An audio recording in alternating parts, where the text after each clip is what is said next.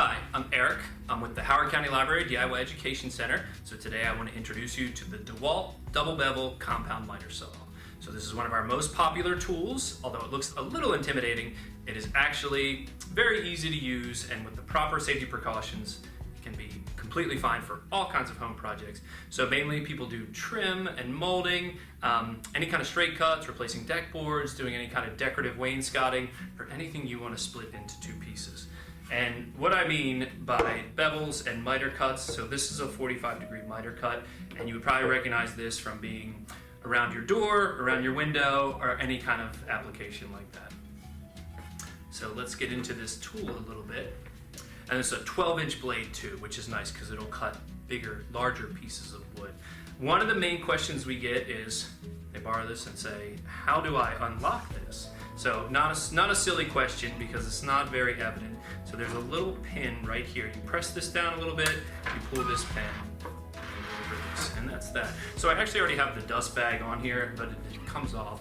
So it's important to put this dust bag on, because even if you're using it inside, certainly, but even if you're using it outside, dust will just shoot out. It can blow in your face, which is actually a nice segue into the next part. So if you're doing a lot of cuts, I would highly recommend using a dust mask, because you don't need to be inhaling all that sawdust, even if it's a natural, nice smelling wood like this piece of cedar here. Put in some earplugs, because you don't need that stress on your eardrums, and then certainly safety glasses for any kind of cuts that you're doing. Even if you're just doing one, always put the safety glasses on. So first things first about this tool is when I mentioned the bevel, so this is already set up for a 45, so it automatically locks into the various spots. It goes in increments of 5 and it'll lock, so it locks at 0 because that's straight on, so you know when it's straight, and you can go all the way. The 45 is the lock. It actually goes to 50 degrees, not a very common application, but you never know. So let's go back to 0. So take the piece of wood. This is an important thing to note too. This is what they refer to as the fence. So you always want the piece of wood to be all the way back against the fence and nice and secure there. Because if it's a little off, your cut won't be 0 degree. It might be like a 3-degree cut or something like that, and then it won't be square. So always make sure it's back. And then there are a couple anti-hand signs on here, and it actually says in the manual, never have your hand any closer than 6 inches from the blade. And that's important. And I always tell people when I'm showing them how to use saws, when this blade is moving, you should not be moving, your hand should not be moving, everything should be still. The only thing should be coming down is this and the blade. So now, let's get into some basic cutting. Alright, so one thing, come by and see us and get your free Howard County Library DIY Center carpenter's pencil, because you will be a real carpenter once you're doing this. So you can put some nice marks, it won't roll away from you, lead hopefully won't break. What I do before I turn the blade on is I come down to make sure I'm on the mark. Come down without, I keep my hands off the trigger.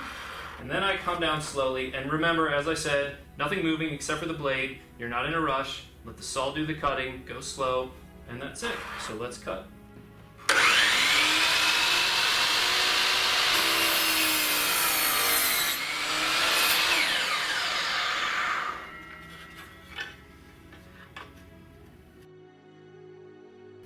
So another way that some people cut miters, so for example, if they're doing baseboard and they want to lay it flat, you can have your miter saw, you can swing it like this. Now the problem with this is if you have your fence here, you're going to come down and you're going to hit the metal. You don't want that to happen. It's going to ruin the blade. It's a very big safety issue, so don't do that. So what you do is you're going to move the fence. You're going to loosen this up here. You're going to pull this fence out. You can pull it out. You can't go any further than that. Same with the other side. And then you can safely move your saw like this.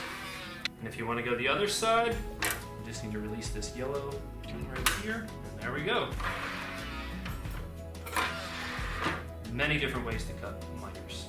That's the miter saw. Thanks for doing it.